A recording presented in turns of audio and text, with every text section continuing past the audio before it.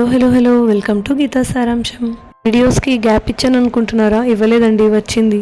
ఇక్కడ ఏంటంటే నేను రాక హైదరాబాద్ వచ్చి రిలేటివ్స్ని కలుస్తున్నాను. ఒక కజిన్ ఏమో అబ్రాడ్ నుండి 1 month కోసం వస్తే, ఇంకో కజిన్ ఏమో చదువుకోవడానికి అబ్రాడ్ వెళ్తున్నారు. ఇక్కడ డే 9 ఏమో మేము మా అత్త వాళ్ళ ఇంటికి వెళ్తున్నాం. మా మేనత్త గుంటకల్ నుండి నేను హైదరాబాద్ వెళ్ళే లోపే మా నాన్న, మా తాతగారు, మా అమ్మమ్మ వాళ్ళు హైదరాబాద్లో ఉన్నారు. మా తాతగారికి హెల్త్ చెకప్ కోసం అని వచ్చారు.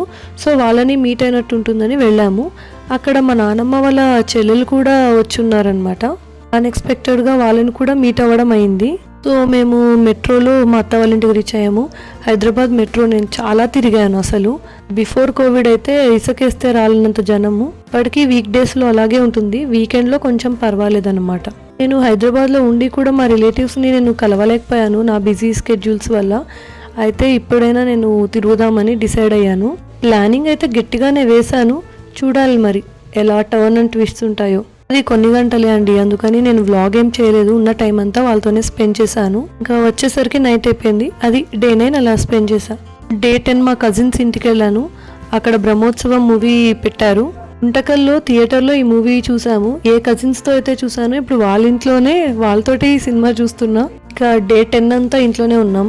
డే 11 మా కజిన్ వాళ్ళ ఇంటికి వెళ్ళాము. కొంతమంది ఇలా వ్లాగ్స్లో కనబడడానికి అలా ఇష్టపడారు కదా, సో వీళ్ళు కూడా అబ్జెక్ట్ చేస్తే నేను వాళ్ళ మాటకు రెస్పెక్ట్ ఇచ్చి నేను వ్లాగ్ చేయలేదు.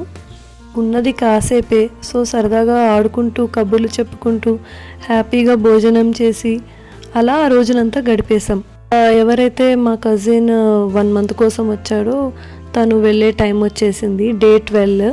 సో ఆ రోజు ఇంకా మార్నింగ్ అంతా వాళ్ళతోటి స్పెండ్ చేసాము. ఇంకా తనకు సెండ్ ఆఫ్ ఇద్దామని ఎయిర్పోర్ట్కి వెళ్ళాము. సో నేను ఈ ఎయిర్పోర్ట్ చూడడం వెరీ ఫస్ట్ టైం. హానెస్ట్గా నేను ఇంతవరకు ఫ్లైట్ ఎక్కలేదు. చిన్నప్పుడు సమ్మర్ హాలిడేస్కి హైదరాబాద్కి వచ్చేవాళ్ళము రిలేటివ్స్ని కలవడానికి, వాళ్ళతో ఆడుకోవడానికి. బస్సుల్లో తిరిగేవాళ్ళం. ఆ బస్సుల్లోంచి పెద్ద పెద్ద బిల్డింగ్స్ చూసి, సిటీ అంటే మాకు అప్పుడు హైదరాబాద్ మాత్రమే తెలుసు. ఎప్పటికైనా హైదరాబాద్లోనే సెటిల్ అవ్వాలి అని అనుకునేదాన్ని. ఇప్పుడు చూస్తున్నారు కదా డెలాయిట్ ఎంతలా వెలిగిపోతున్నాయో బిల్డింగ్స్ అన్నీ. ఇలా ఇప్పుడు ప్రతి సిటీలో ఐటీ ఇండస్ట్రీ వచ్చాక అలా చేంజెస్ వచ్చేసాయి. నిజంగానే అందరూ వచ్చి సిటీలోనే బతకాల్సి వస్తుంది. ఎంతైనా ఇండివిజువల్ హౌస్లో ఉన్న ఫీల్ ఈ అపార్ట్మెంట్స్లో రాదబ్బా. అలా మేము దారిలో వెళ్తూ ఉండగా క్యాబ్ డ్రైవరు ఈ మూవీ పెట్టాడు. సో కాసేపు దీన్ని కూడా చూస్తూ ఎంజాయ్ చేశాము. ఈ మూవీలో మదర్ సెంటిమెంట్ గురించి, అన్ఎంప్లాయ్మెంట్ కష్టాల గురించి భలే చూపిస్తాడు కదా. ఇంకా నేను మా కజిన్ అయితే ఒకే క్యాబ్లో కూర్చొని వాట్సాప్ స్టిక్కర్స్ తోటి మాట్లాడేసుకుంటున్నాము. చాలా ఫన్నీ రిప్లైస్ ఇచ్చుకుంటూ అలా టైం గడిచిపోయింది. అండ్ ఇదిగో ఎయిర్పోర్ట్కి వచ్చేసాం. అమ్మ బాబాయ్, ఆకాశంలో ఉన్న నక్షత్రాలన్నీ ఇక్కడే ఉన్నట్టు చూడండి. అసలు ఆ లైట్లు. అబ్రాడ్కి చదువు కోసం, ఫినాన్షియల్ కమిట్మెంట్స్ కోసం, డ్రీమ్ అచీవ్ చేయడానికి ఇలా రకరకాలుగా వెళ్ళి పేరెంట్స్ని వదిలిపెట్టేసి అక్కడ గడపాల్సి వస్తుంది. అక్కడికి వెళ్ళాక ఇంకొక లైఫ్ చూస్తారు.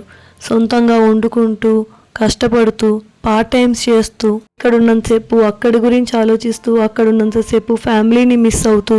చెప్పాలంటే అది ఒక రోలర్ కోస్టర్ జర్నీ అని చెప్పచ్చు. కానీ అక్కడికి వెళ్ళాక అలా ఒక లైఫ్ గడుపుతూ చాలానే నేర్చుకుంటారనిపిస్తుంది. ఒకప్పుడు ఫారిన్కి వెళ్ళినా, ఫారిన్ సంబంధాలన్నా అమ్మో చాలా ఇదిగా చూసేవాళ్ళు. కానీ ఇప్పుడు అంతా మారిపోయింది, అందరి ఆలోచనలు మారాయి. అలా మా కజిన్ వెళ్ళేటప్పుడు వాళ్ళ ఫ్యామిలీ చాలా ఏడుపు వచ్చేసింది వాళ్ళకు. మళ్ళీ ఎప్పుడు కలుస్తామో అని. ఎందుకంటే కరెక్ట్ 2 years తర్వాత వచ్చారు. సో మళ్ళీ ఎప్పుడు ఇలాగా చూస్తారో తెలియదు కదా, మళ్ళీ ఎప్పుడు కలుస్తారో తెలియదు కదా.